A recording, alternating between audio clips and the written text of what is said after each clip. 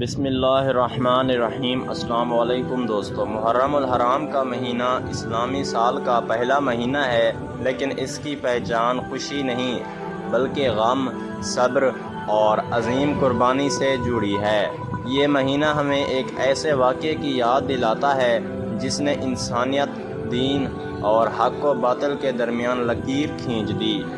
کربلا کے میدان میں جو کچھ ہوا وہ نہ صرف تاریخ کا ایک ناقابل فراموش واقعہ ہے بلکہ ایک ایسا سبق بھی ہے جو قیامت تک زندہ رہے گا۔ امام حسین علیہ السلام، جن کا شمار نبی کریم صلی اللہ علیہ وآلہ وسلم کے سب سے زیادہ محبوب افراد میں ہوتا ہے، انہوں نے اپنی جان، اپنے اہل بیت، اپنے بچوں اور ساتھیوں کو قربان کر کے دین اسلام کی اصل روح کو زندہ کیا۔ 3 محرم الحرام کربلا کے ان دنوں میں سے ایک اہم دن ہے جس نے ظلم و جبر کے اندھیروں کو مزید بے نقاب کیا۔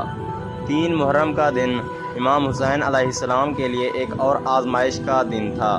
2 محرم کو آپ کربلا کے میدان میں خیمہ زن ہوئے تھے اور 3 محرم کو یزیدی لشکر کا سردار عمر بن سعد 4000 کا لشکر لے کر کربلا آ پہنچا۔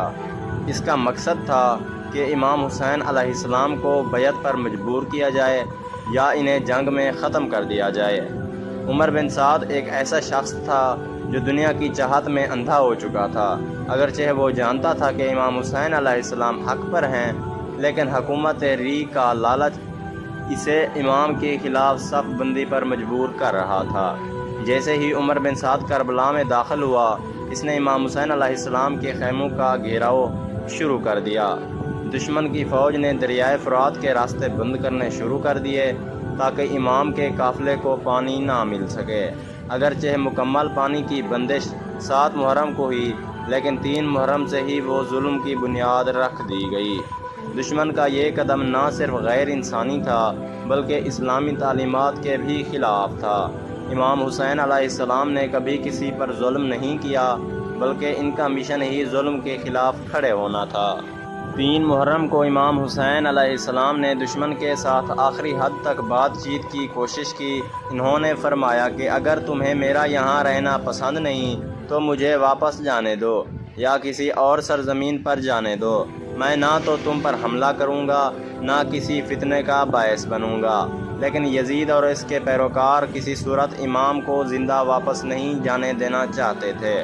وہ چاہتے تھے کہ امام حسین علیہ السلام ان کے سامنے جھک جائیں اور یزید کی بیعت کر لیں تاکہ دنیا کے سامنے یہ ظاہر کیا جا سکے کہ یزید کی حکومت جائز ہے۔ مگر امام حسین علیہ السلام نے فرمایا، مجھ جیسا اس جیسے کی بیعت نہیں کر سکتا۔ 3 محرم کی شام کو کربلا کا ماحول اور بھی پرآشوب ہو چکا تھا۔ یزیدی لشکر کی تعداد میں اضافہ ہو رہا تھا۔ مختلف قبائل سے لوگ عمر بن سعد کی دعوت پر آ رہے تھے اور وہ سب امام حسین علیہ السلام کے خلاف صف بندی کر رہے تھے۔ ایک طرف دنیا کی لالچ تھی، طاقت، حکومت اور دولت، اور دوسری طرف امام حسین علیہ السلام کا چھوٹا سا قافلہ جس میں بچے، عورتیں، بوڑھے اور چند جانثار ساتھی تھے۔ لیکن ان کے دل میں ایمان کی طاقت تھی۔ ان کا مقصد صرف اور صرف اللہ کی رضا تھی۔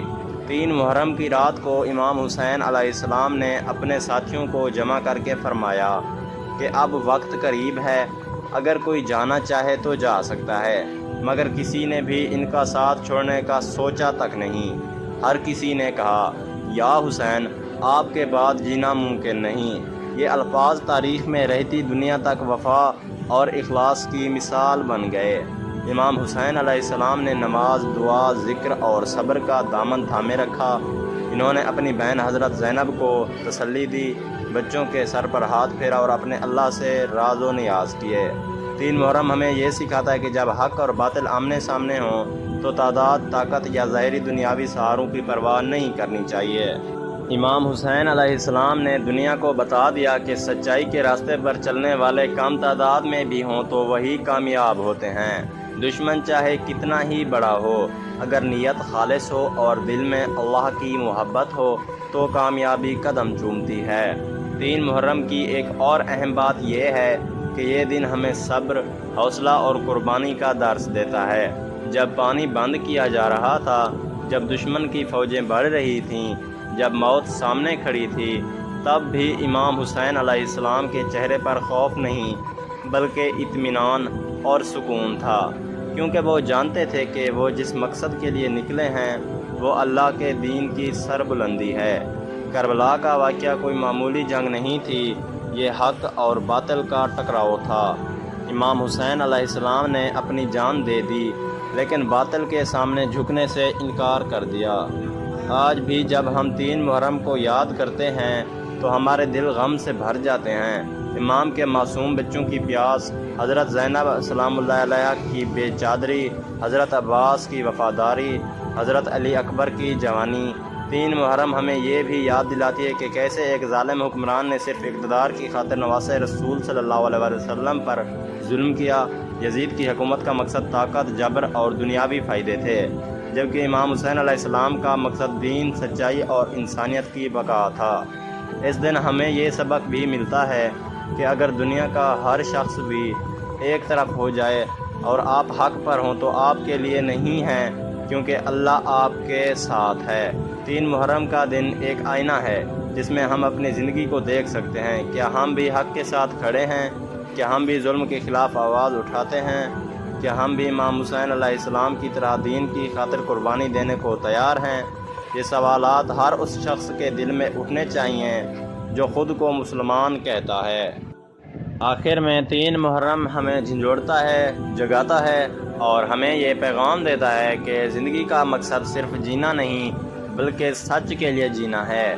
امام حسین علیہ السلام نے اپنی جان دے کر ہمیں راستہ دکھایا کہ اگر دین کو بچانا ہو تو اپنی جان، اپنا مال، اپنے بچے سب کچھ قربان کرنا پڑتا ہے، اور یہ قربانی رائے گاہ نہیں جاتی بلکہ رہتی دنیا تک ایک مثال بن جاتی ہے۔ اللہ ہمیں امام حسین علیہ السلام کے نقش قدم پر چلنے کی توفیق دے اور ہمیں صبر، قربانی، وفا اور سچائی کا راستہ اپنانے والا بنا دے، آمین۔ مزید ایسی ویڈیوز کے لیے میرے چینل کو لازمی لائک اور سبسکرائب کریں اور ساتھ میں دیے گئے گھنٹی کے نشان کو دبانا نہ بھولیں۔ شکریہ دوستو۔